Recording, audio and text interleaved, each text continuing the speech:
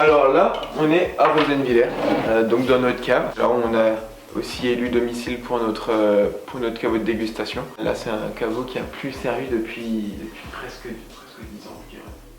On n'a plus vraiment accueilli de monde. Donc ça fait de nouveau du bien d'y retrouver un peu de vie. On a une partie d'élevage en foudre, une partie d'élevage en barrique et une partie d'élevage en inox. Voilà. Donc c'est là où on vient faire un peu, je dirais, élaborer l'alchimie qu'on retrouve dans nos vins. Salut Bissam, bonjour à tous. Seconde vidéo avec Théo Einhardt dans sa cave de vinification.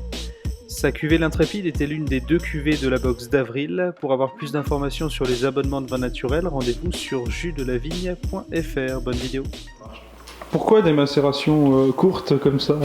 Alors moi je dis toujours, il y a des gens qui font des très belles macérations, très belles macérations très longues, que ce soit en amphore ou en cuve. Nous, on cherchait à un peu imposer notre style. Et notre style, c'était des macérations plutôt courtes. On n'a aucune macération qui va excéder une semaine, sauf pour le Gewürz où on vient arriver à 8-9 jours au grand maximum, uniquement pour certaines parcelles, mais c'est absolument pas généralisé. Donc moi je dis toujours, voilà, il faut laisser ce que les gens font très bien, il faut leur laisser. C'est leur patte, c'est leur manière de faire, et je respecte tout à fait ça, j'adore ce qu'ils font. En l'occurrence, nous, ce qu'on voulait exprimer, c'était une macération avec beaucoup plus de fraîcheur, qu'on puisse exprimer vraiment un marqueur caractéristique de ce qu'on y fait, d'un terroir, d'un vigneron, peut-être d'un cépage en l'occurrence, comme je te le disais tout à l'heure, pour moi c'est plus un vecteur qu'autre chose, mais il fait quand même partie de l'équation et c'est indéniable. En l'occurrence, la macération courte, ça permet, comme tu as pu le goûter, d'avoir beaucoup de fraîcheur. Par chance, on a très peu de problèmes d'acidité par chez nous, même si c'est une tendance qui tend à se généraliser un peu partout sur le territoire, mais chez nous on est encore assez bien préservé, et donc le but c'est vraiment d'en profiter et d'exprimer ça, parce que c'est une chance qu'on a, donc ce ne sera pas de le marquer avec une macération trop longue. C'est vrai qu'il y en a qui font des macérations longues avec beaucoup de fraîcheur, mais nous c'est quelque chose qu'on souhaite exprimer sur des macérations peut-être un peu moins expressives, mais garder un maximum d'arômes primaires, donc des arômes qui viennent du fruit, et rester sur une caractéristique de terroir reconnaissable. C'est la philosophie du vin libre, c'est-à-dire qu'on est encore dans une démarche où on n'est pas dans l'optique de concurrence, mais on est dans l'optique de complémentarité, je dirais. C'est que maintenant tu vas aller d'un vigneron à l'autre, il peut très bien utiliser un même cépage sur un même terroir. Tu vas avoir une expression complètement différente parce qu'on arrive aujourd'hui, malgré tout, même si on a des vinifs assez similaires, mais on arrive à retrouver une patte dans les vins. Ce qu'on avait perdu depuis de nombreuses années. Et c'est ça qui est super intéressant. Là, comme je t'expliquais, donc voilà, on vient rentrer nos raisins, donc égrapper, tout en gravité. Ça vient directement tomber dans nos cuves. On fait nos macérations, mais on vient goûter, je dirais, tous les jours ou tous les 2 jours pour avoir un suivi maximal. C'est pour ça qu'on a des durées de macération hyper précises. Je vais te donner un exemple tout con. Pour le Pinot Gris, on est sur une macération de 4 à 8 jours. Mais comme dit 4 à 8 jours, on se dit mais pourquoi sur un même cépage, il ne sait plus combien de macération il a fait? Non, c'est juste que d'une parcelle à l'autre, on a un profil entièrement différent, il faut avoir un suivi. Et c'est vraiment ça l'intérêt. Au-delà de ça, il n'y a pas de standard d'une année à l'autre. C'est-à-dire qu'on n'a pas marqué sur un papier, pour ce cépage, c'est tant et tant de macération, pour cette parcelle, c'est tant et tant de jours de macération. Non, c'est vraiment, c'est quand même une grosse partie ressentie, sans tomber toujours dans le travers de se dire, c'est du ressenti, mais il laisse faire et puis on n'en parle plus. Non, il y a vraiment un suivi complètement autre.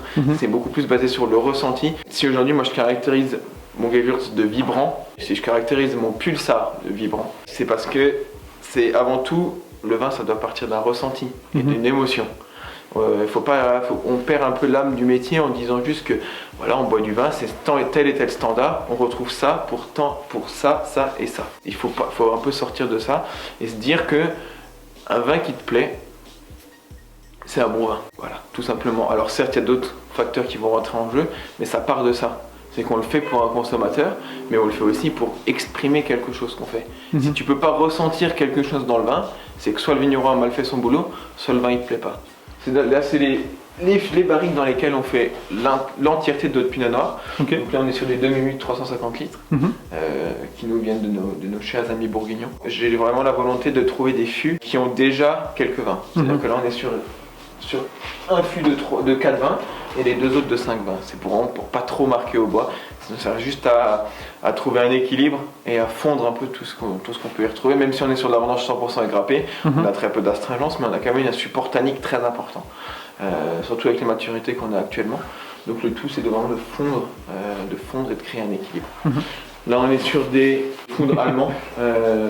Ça, c'est, je dirais, le petit bébé qui a hébergé notre intrépide, qui est à base de pinot gris. Ici, on a le deuxième petit bébé qui est le même contenant, mais là-dessus, on a hébergé notre Riesling. Si je me permets d'exprimer quel cépage et quel vin on a eu dedans, c'est parce que c'est très important de bien discerner l'intérêt d'un foudre. C'est-à-dire que d'un foudre à l'autre, on va voir un comportement lors de l'élevage qui va être différent. Le tout, c'est de cerner vraiment la physionomie de ton vin pour savoir dans quel foudre tu vas pouvoir l'élever le mieux possible pour qu'il s'exprime. Ce que tu veux gagner pour que tu aies un élevage un peu plus rapide, un peu plus lent, qui va devoir gagner plus un côté un peu plus robuste ou un côté un peu plus fondu. Voilà, c'est vraiment tout l'intérêt. L'intérêt du choix du foudre va résider juste dans ceux du bas. La différence entre ceux-là et ceux-là, on n'est pas du tout sur du même foudre. Là, on est sur un foudre ovale, plus traditionnel de ce qu'on connaît en Alsace. Voilà, par exemple, celui-ci a hébergé le Gewürz. Voilà. Donc, cette différence, elle réside vraiment entre ces deux types de foudre. La forme joue un rôle, effectivement. Mais là, c'est plus dans la surface de contact avec les lies aussi, qui va être un peu différente. La surface de contact avec l'oxygène qui va être un peu différente. C'est toutes ces petites composantes à prendre en compte. Et ça se joue uniquement même, je dirais, à la dégustation. Donc là, on est sur le Pétnat.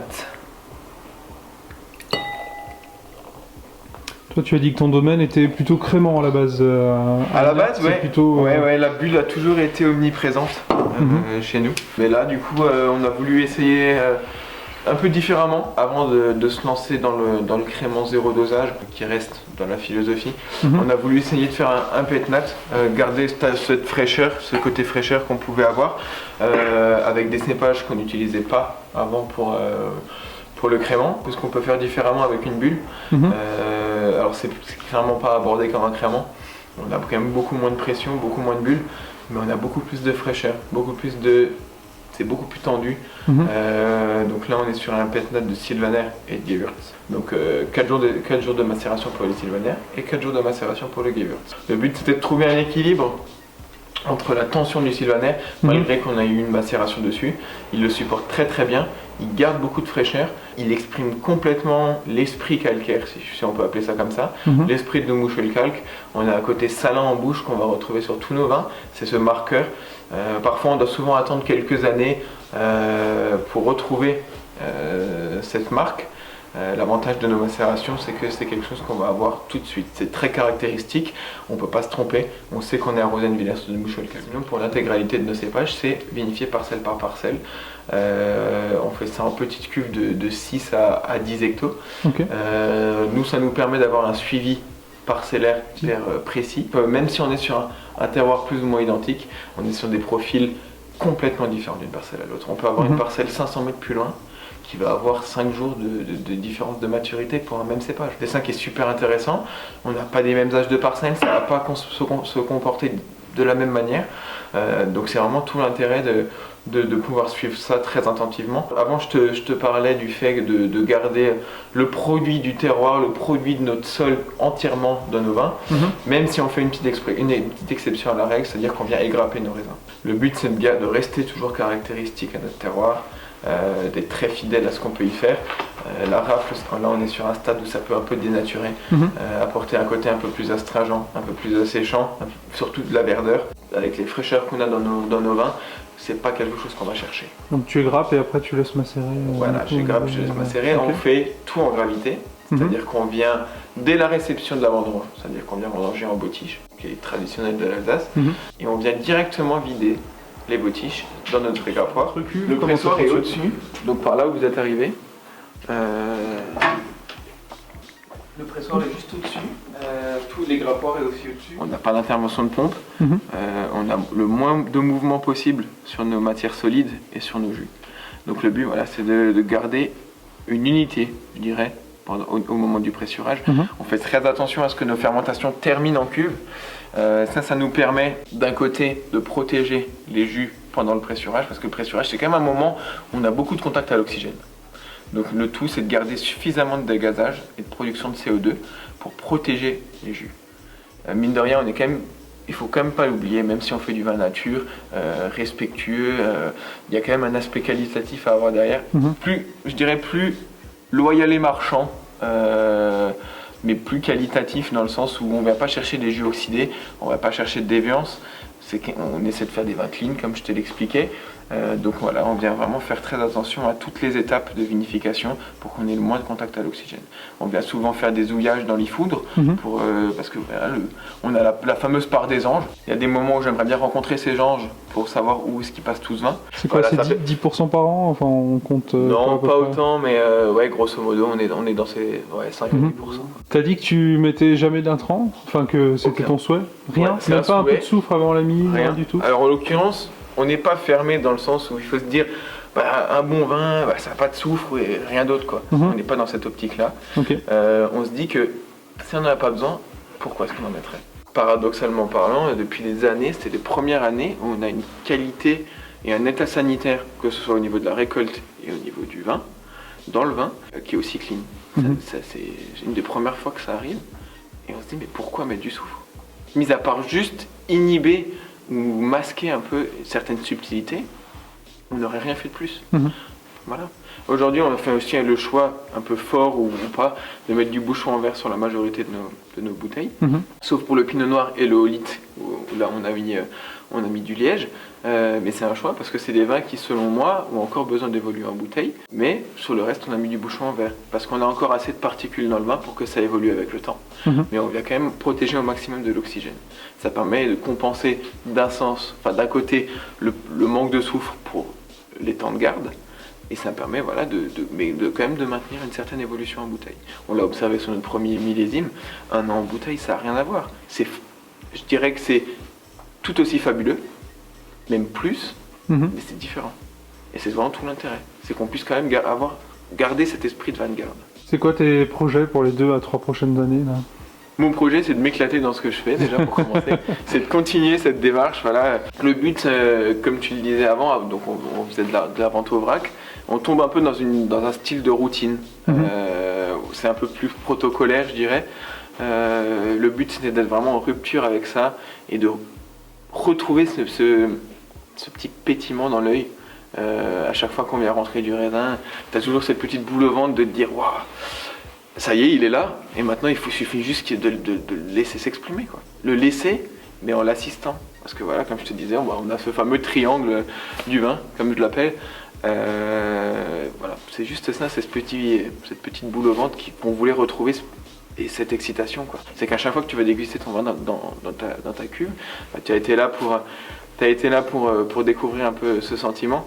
J'ai eu le même que toi, je pense, c'est que tu viens goûter en cuve, et d'une semaine à l'autre, ça va être complètement différent. Et que quand tu arrives au stade de la mise en bouteille, tu te dis « Waouh, c'est ça que je voulais ». Qu'est-ce qui fait du coup qu'à 21 ans, tu puisses être en confiance quand tu goûtes justement certains vins et que tu te dises « Non, mais ça va bien se passer ». Alors en confiance, je sais pas, mais c'est plus de la sérénité, où je me dis je fais ce que j'aime, je suis une philosophie qui me convient, je vois pas pourquoi ça pourrait pas fonctionner. C'est peut-être un peu présomptueux, mais heureusement j'ai quand même mon père à côté. Je dirais bien plus qu'un support, mais c'est plus moi un peu le support dans ces premiers mois. Il y a vraiment une alchimie entre nous qui est hyper importante. Ça se retrouve dans les vins, c'est ce qu'on veut faire ressentir aussi. On a une très bonne relation, on se concerte sur tout ce qu'on fait, même si chacun a son domaine de prédilection entre guillemets, mais on va toujours pour quoi que ce soit concerter l'autre. Et c'est vraiment ça qui est hyper important. Donc si cette confiance, elle me vient aussi de cette relation. C'est-à-dire que je me dis que je peux avancer sereinement, mais que derrière, j'ai un appui qui va, je dirais, aller dans mon sens ou non, mais j'ai un sacré appui derrière, quoi. Merci à toi Théo. Écoute, merci à toi. Merci, et on va continuer à goûter tes autres cuvées. Avec plaisir, à feu.